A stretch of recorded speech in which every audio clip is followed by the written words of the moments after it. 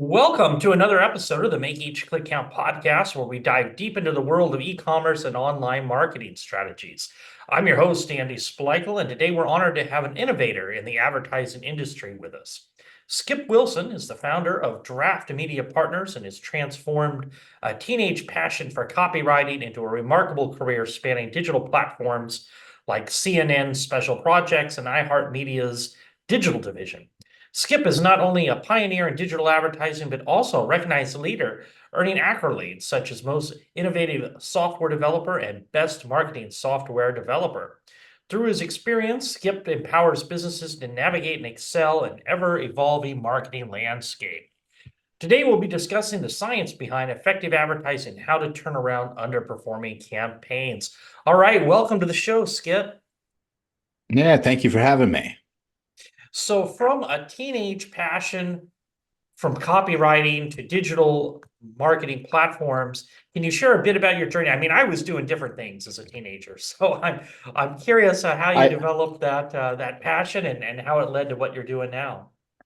Well, I mean, it started like most things do at that age, right? With me just trying to impress a girl, right? Like I had said, "Oh yeah, I'm a writer," and then I tried to make good on that. And basically, the only jobs that were available for writing around me were ad agencies. So I started hitting up ad agencies around here. And there's was quite a few in town, and the idea of a 16-year-old copywriter is something that most ad agencies are like, oh, that's appealing and different. Yeah, let's do it. Let's hire him. So it's actually pretty easy to get freelancing work at that time, at that age. Shout out to any teenagers listening. Like it's easy to set yourself apart. But then that quickly led to essentially that's when WordPress was starting to become a thing. And I was asked, can I do website design? And I was like, no, I've never really done that before. And then I found out it paid $5,000, which was like the most money I'd ever heard of in my life at that time. And so I bought a book on WordPress, learned WordPress, started doing web design, and then it just sort of took off from there. So your company now, it's evolved, of course, as everything does, Yeah. but you believe in predictable science rather than a guessing game when it comes to advertising. I guess, can you elaborate on that approach and how it really is different than traditional methods?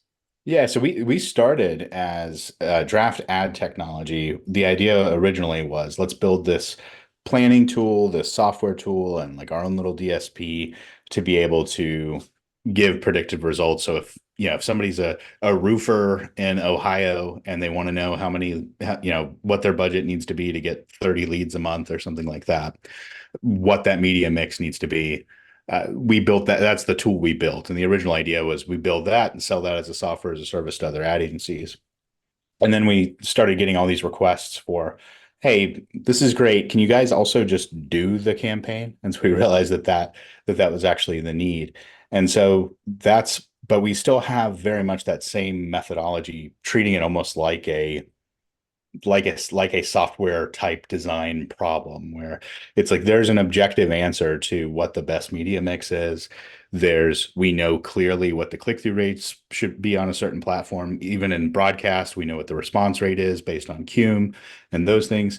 So there's like these very hard metrics, and then you just judge the campaign against that. So if something's not getting the right response rate, whether it's a radio ad, direct mail, or whatever, something's not getting the right response rate, it's like, okay, we're either got the wrong audience or the wrong message. Or if it's getting the right response rate, but it's not converting, then it's maybe wrong audience, or maybe that thing we're sending them to isn't compelling enough. So we treat each ad campaign very much almost like trying to like solve an engine problem or a computer problem. It's like the electricity is getting from here to here, but it's dying here. So this is the thing that we need to fix. So do you still offer the software?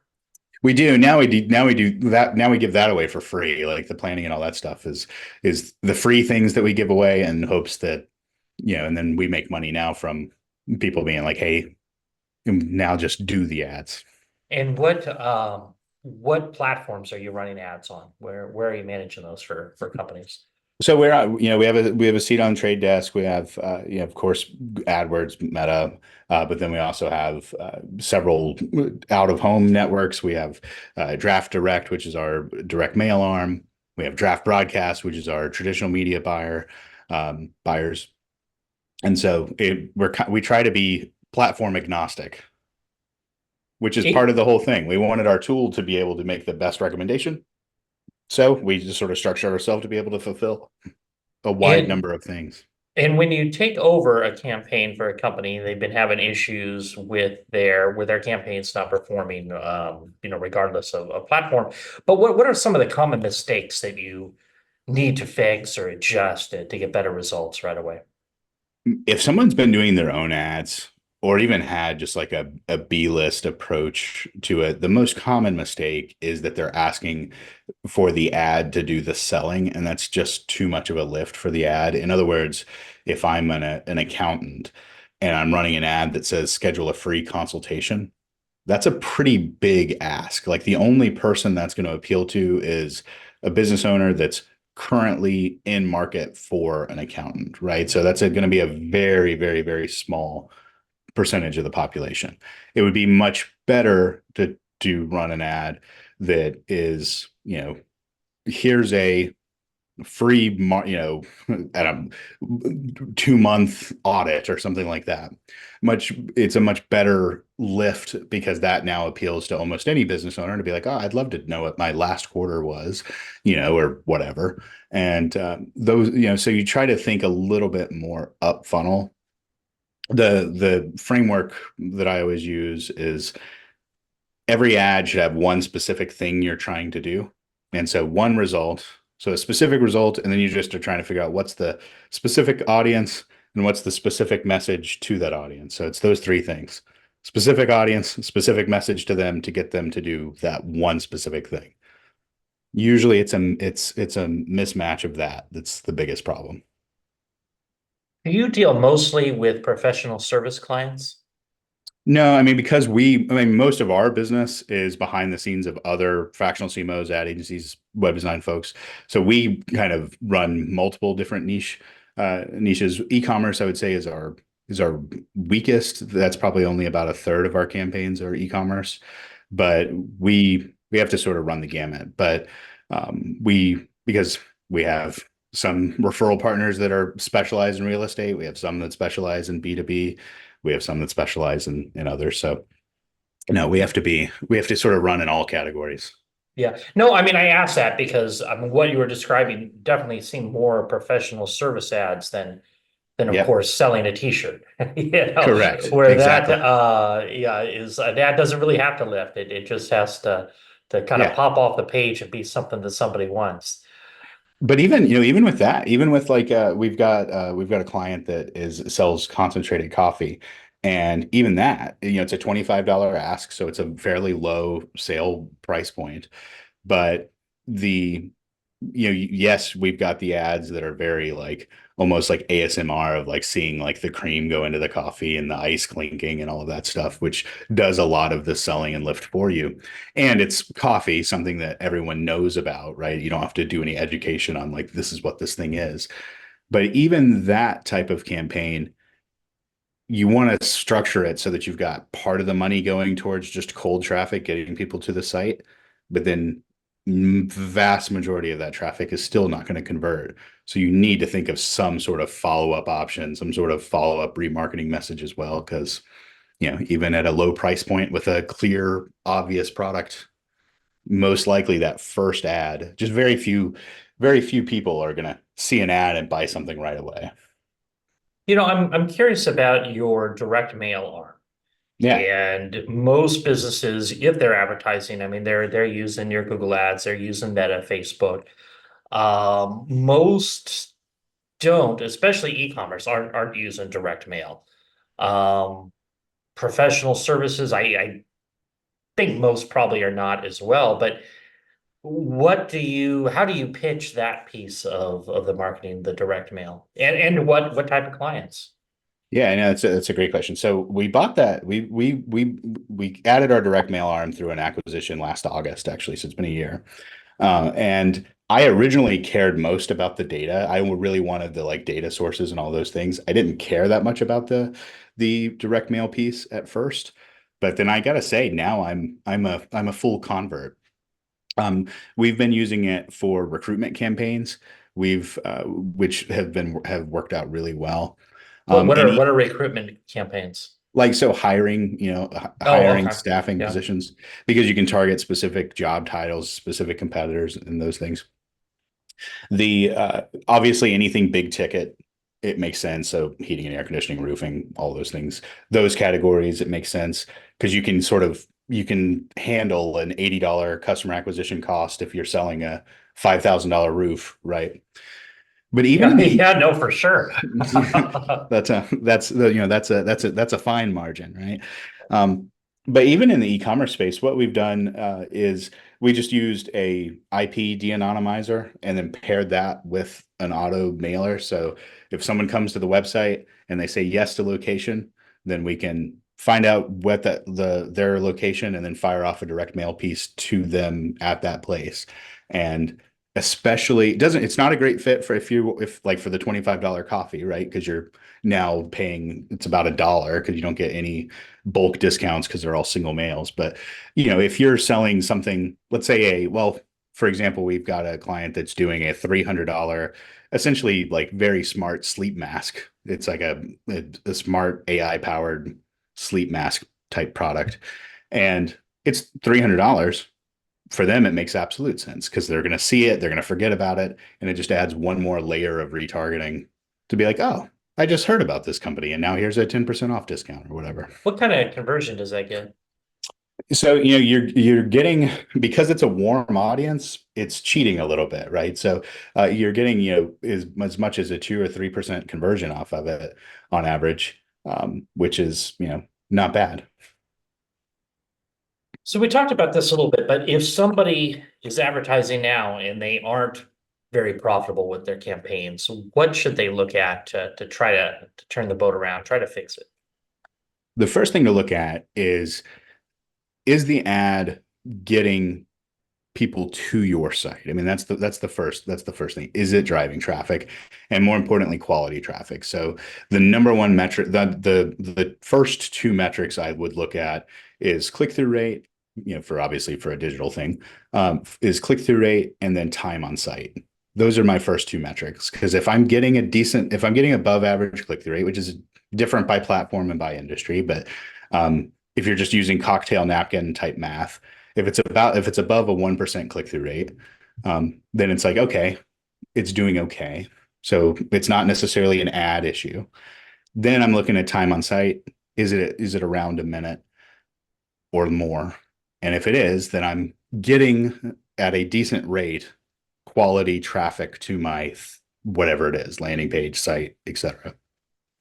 So then now it's like, all right, well, if it's doing that, and if it's not doing that, then that means that I've got an ad issue, right? Like my ad isn't compelling, it's not getting people there, or maybe I'm getting a bunch of junk traffic. If my time on site's like 10 seconds, 15 seconds, then I know, all right, this is a crap audience. So maybe it's a platform issue. You have to be careful, even with like Google Performance Max and things.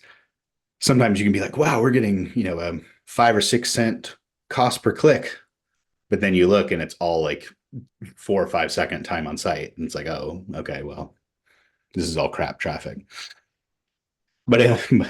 so so then you try to figure out, okay, do we need to exclude, certain geographies? Do we need to tighten that up a little bit to try to make it a better, or maybe even move platforms to try to get a better audience, those things. But then once you figure that out, once you've got a good click through rate and good time on site, and it's the site that's not converting, then that's when you want to start testing headlines, start testing things. Do you have making sure you have social proof on the landing page, making sure that you have a very easy, user-friendly, fast-loading site. Those are the things to make sure that your site's converting. Again, every industry is a little different, but around 5% or so on the landing page, and especially for e-commerce. Then, if it's doing that, but it's like a lead quality issue, or you're getting a bunch of add to carts without checkouts, then you start looking at like, all right, well, maybe we asked for the appointment or add to cart too early. What sort of, making sure that you have, if it's e-commerce, making sure you have a good sort of dead cart funnel or like, email follow-ups, those types of things. So and then at that point, you've got a good campaign. Once you fix those things, it's a winning campaign. So that really is a scientific approach. I mean, you're looking at Yeah. every aspect and what you do. So I guess, do you have a success story of where you've been able to implement this for a client and what it's done for their business? Yeah. I mean, so that's most of what we do is exactly that. So, we've got a 92% retention rate, which is all month to month. We don't charge contract. Anyway, all that stuff. But yeah, I mean, I think one of the biggest turnarounds, well, since I've already mentioned them, I'll just mention, Estate 98, that concentrated coffee is one where they had essentially had no, they had no real online sales. It was sort of a new venture for them. They had just come out of Kickstarter and were starting to run ads themselves, getting a decent amount of traffic, but just nothing was converting. And that's the most heartbreaking thing, I think, when you're running your own ads and you start getting excited because you're seeing, okay, well, now I'm getting, a couple hundred people to my site every day, but now they're not converting. Then you start to question like the whole business, right? Then you're like, oh, are we just wrong about everything? Like, is our branding off? Is the product off? All those different things. And that's when we look at the time on site and it's all sub 15 seconds. And I'm like, no, let's not change the brand just yet. I think it's actually that you're getting horrible traffic. So So we what were they actually using? What channel were they using? they were using all it was all Google. It was all Google Performance Max, which is not always the case. I don't want to sound like I'm anti Google Performance Max. Google Performance Max is great, but you just have to be careful with it. Like all tools, it's Yeah. in marketing. Everybody runs to what I call like nothing buttery, which is, oh, nothing but this or nothing but that. But it's sort of usually a case by case basis. Yeah, and But I mean, for people who don't know, I mean, Google Performance Max, it's sending traffic from the search network, from the display network, which is the big one, as well as the shopping network, and it's really what yeah, Google's been pushing. So I mean, you do see a lot of junk in there from yeah, depending on the product. exactly. The good and bad of it is it's a great place to start if you don't know which platform is best. It's a good sort of almost how like QuickBooks is like a great place to start with with your accounting journey, right? Like if you don't know what to use, but then eventually you're going to want something that's more in depth. Google Performance Max is like that same sort of way. Like it's good at first, but then eventually you're going to want to tweak and make more changes. So what did you do to fix the coffee company? So in that case, I realized, well, really any food item, is very much a visual sort of immediate response type thing. So we have immediately moved it to paid social, specifically paid Meta at first. We didn't originally use the on Meta checkout where you are running actual shopping ads because we just wanted to get more traffic to their site first. Mhm. But that was the sort of saving grace. I mean, then good creative. They had some great video actually already. They just weren't using it anywhere, and so we pulled the great video into the ad, and then we're able to really get less traffic. So they went from an average of say 40 cents, 50 cents per click to more of an average of $2 per click. But now they're actual real human beings that were going through and converting at around 6%. So Did you it end up going back to Google, or did you just they keep haven't going with Meta ads? yeah, they haven't yet. I mean, the next stage, the next phase we added on for them was actually on platform sales for TikTok.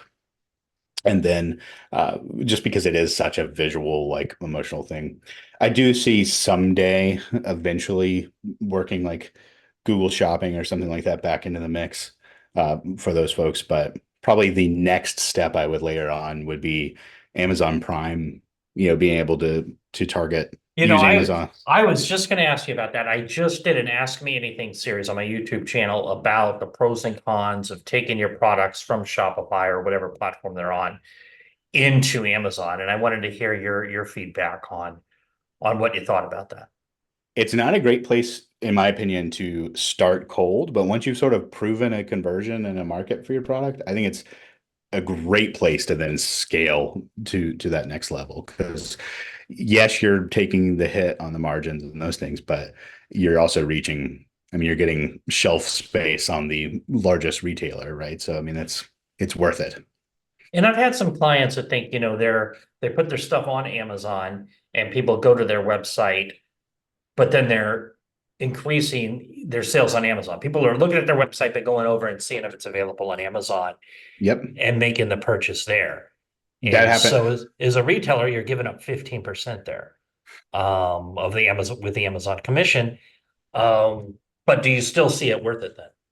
I do. I mean, so I think of my even my own, which I know there's always dangers in judging the way you personally shop, but even the way I personally shop, I will often be like, "Oh, that's really cool.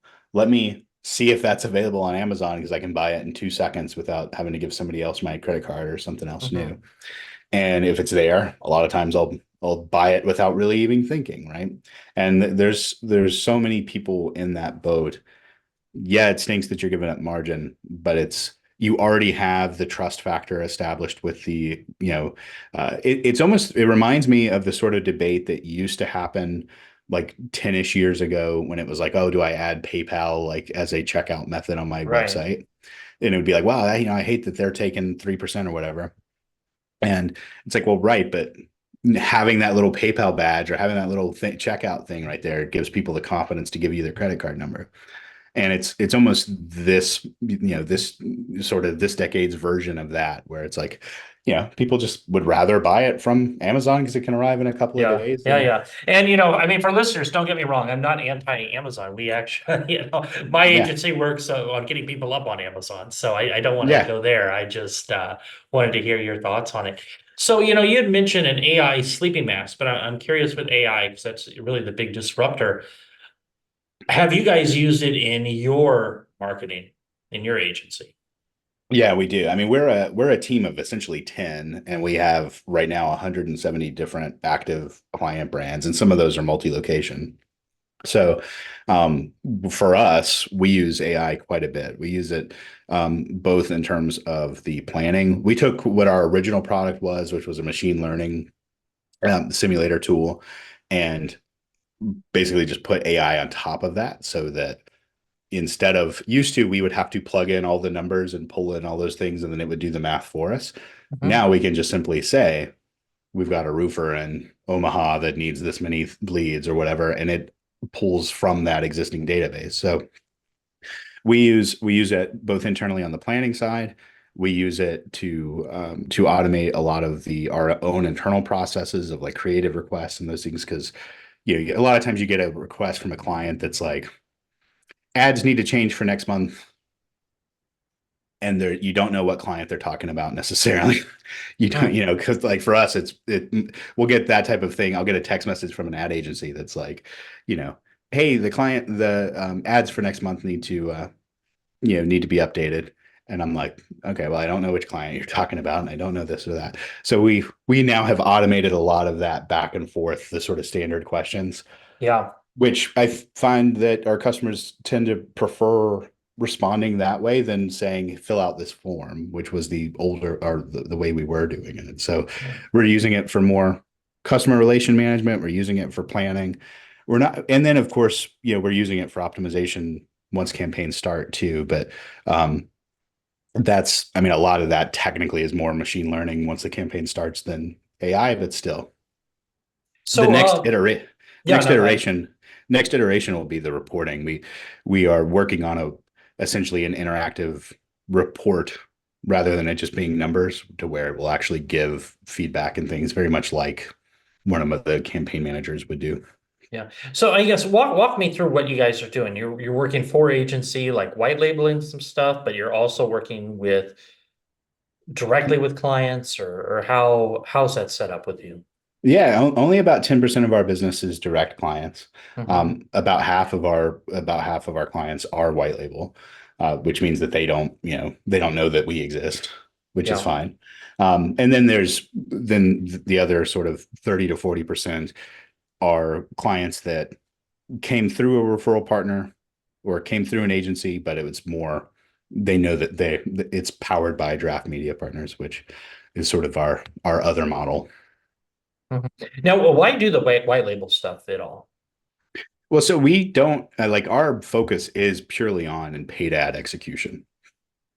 So it allows us to, so we don't do like brand stories or coming up with logos or really much create. Got it. Okay, so an Our agency is doing that all for them, correct. and then go to you.